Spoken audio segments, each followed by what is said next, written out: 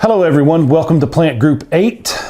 We've got the first 4 plants right here. They come from Tanglewood Arboretum, and the last 4, 5 through 8, are on different locations, some on campus and some throughout the Winston-Salem area, but the first 4 are from Tanglewood.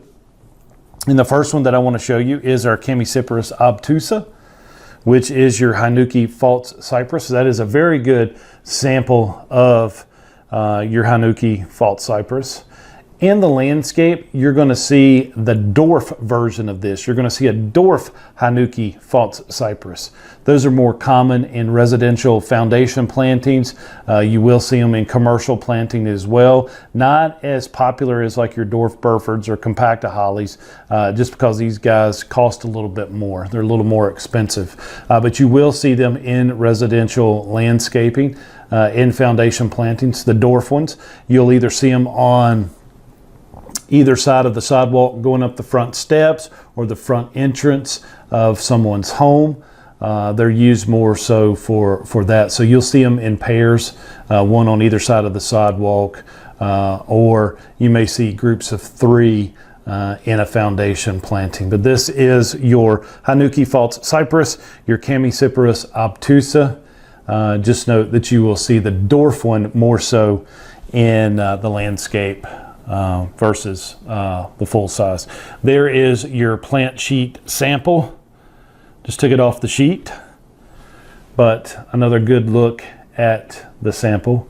Hope you guys are printing off your plant sheets, and I hope that you are able to get out to Tanglewood and other areas that we are collecting these plants. Plant number 2 is your Chamaecyparis piscifera. Filifera golden mop. I know that is a mouthful. And just think, guys, if we were taking this class, face to face as we used to teach it before COVID, you had to write these out. So luckily on Blackboard we do have the multiple choice questions for you. But this is your golden mop Japanese false cypress, and hence it does look like a mop.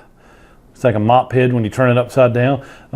It is losing a little bit of its color because I did take these samples this afternoon, and I'm just now recording this lecture. It's almost midnight. But I wanted to show you these before they got too wilted. Very beautiful golden color. If you're a Demon Deacon fan, Wake Forest fan, as I am, you like these plants that get yellow. But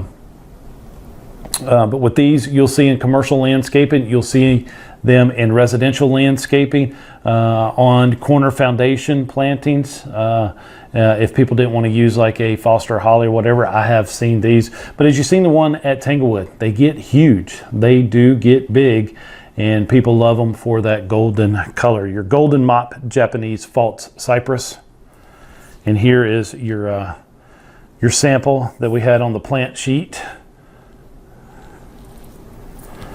Plant number 3 is your Chamaecyparis piscifera boulevard. The tree, the big tree that we saw right beside plant number 1. But notice that color, more of a bluish green tint to it.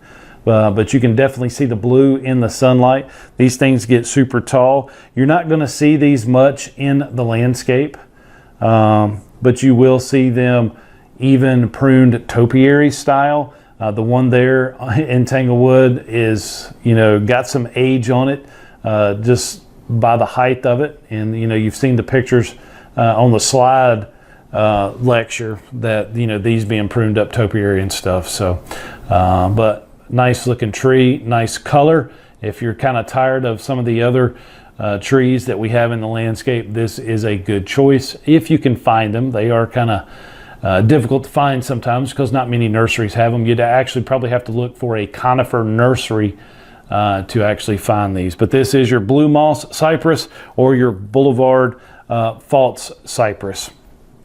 And here is, the sample that we had on the plant sheet.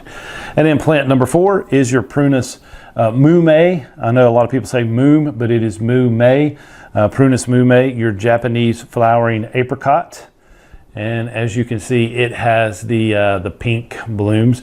This is one of the first blooming trees that we'll see. The next one that we will see bloom right after this would be your Okomi cherry.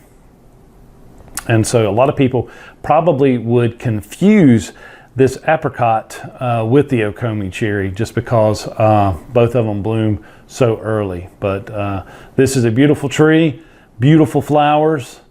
The bark and the trunk of this tree looks a lot different than the other cherries that we will see. But blooming up a storm, as I call it, out at Tanglewood right now. And hopefully we don't get any cold freezes that will hurt these blooms. And then there is your plant sample that's on the plant sheet. All right.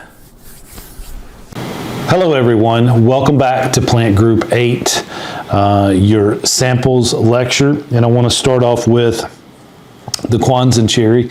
Now, with these plants, the first 4, we've got excellent samples for.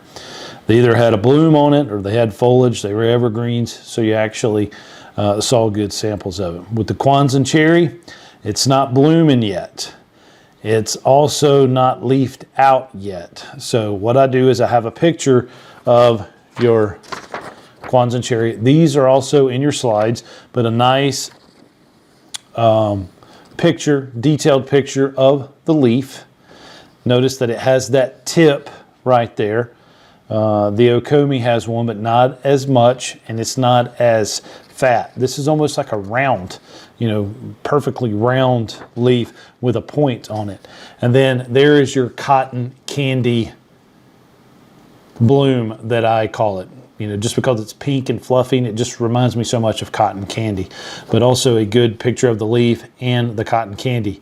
The best place to get a sample of this, I showed you Polo Road there next to Spry Soccer Stadium at Wake Forest.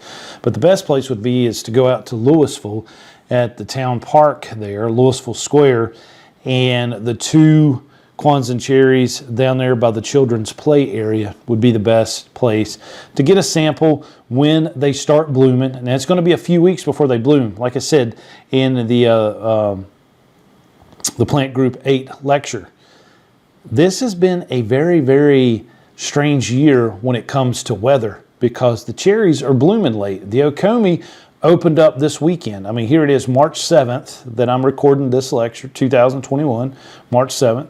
And the Okomis just opened up this weekend. They're usually blooming mid-February, but we've just had a really strange winter. We've had a wet winter, and we've had some cooler temperatures that's kind of held them back a little bit. So we should have already been seeing Yoshinas bloom, but we're not even seeing them. They are budded out, and they are ready to open, but we're just going to need more warmer days for that to happen. So your Kwanzan is the last cherry to bloom. It is the late bloomer, and it is the one full of cotton candy. Your next one is your Prunus X Incamp Okomi. And here is, the sample of the Okomi. We were down near Genghis Grill, right off Silas Creek, just down the street from main campus. And that is a very good sample for that. So run by there, take some pictures, get you a sample of the Okomi blooming, and stick it in the fridge. Put it in a Ziploc bag, put it in the freezer or the fridge, and then when the other ones start blooming, kind of compare it. I mean, it's not going to last that long, so it's probably better just to really get some good samples with your camera, with your phone camera, of it blooming. But what I would really like to see you guys do is visit these trees individually. We know the Okomi's blooming now, so go and check it out by Genghis Grill. There's also some by Target on Haynes Mall Boulevard that you can see. These trees are just beautiful right now. I mean, they really opened up this weekend, and we're going to see them for the next week. I mean, we've got beautiful weather this entire week. March 7th, 2021 right now. The rest of the week, they're saying we're going to be up in the upper 60s and sunshine. No rain expected. I mean, this is the first week that we haven't had any rain. So go and take some pictures, look at these trees, study them, notice the height. You know, these can be big trees, and they like growing taller. The ones there by Burlington Coat Factory, you can see the damage that they've suffered in the parking lot. And then compare it to the ones there by Genghis Grill. They're beautiful. So, but look at each tree when they're blooming, and then go back and take a leaf sample. If I'd have been doing this lecture last year at this time, this would have already been bloomed out.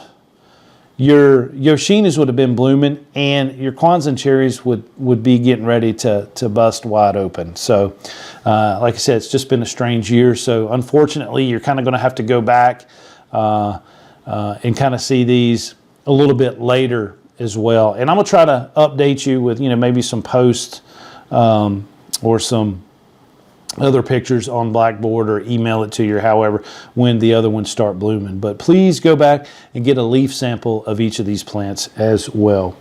And so your Yoshina cherry, I do have a close up here. Like I said, this plant is getting ready to open up. I mean, we're going to have those beautiful white blooms with like a little dark pink or red almost center. And then there is a very light pink color for the Yoshina cherries, but probably one of the most popular cherries right now. That if people are planting a cherry tree in their yard, it's going to be a Yoshina. So, but there's a close up of these buds, and then here is the branch structure. Kind of open, kind of sticky or leggy, as you would want to say, but this tree, it's going to kind of grow up in a V, not as much as the Kwanzaa cherry, but it's going to be kind of a wide open V, and full of these buds that will open up here in probably a week to 10 days. And then last but not least is your Prunus X subhartella pendula, your weeping Haigon cherry. Now, this is a sample from main campus. It's going to hang down like this. When you compare it to the two, the stems are a little bit lighter on the Haigon cherry, and they do kind of hang down like this. Smaller buds. This one actually has smaller leaves as well. It's the smaller leaf of the cherries. It's the Haigon. But a decent sample, compared to your Yoshina, which grows upwards, and this one grows downwards. So, like I said, unfortunately, we just haven't had good samples because of the weather. So, but anyway, guys, I appreciate it, and I'll see you in the next lecture.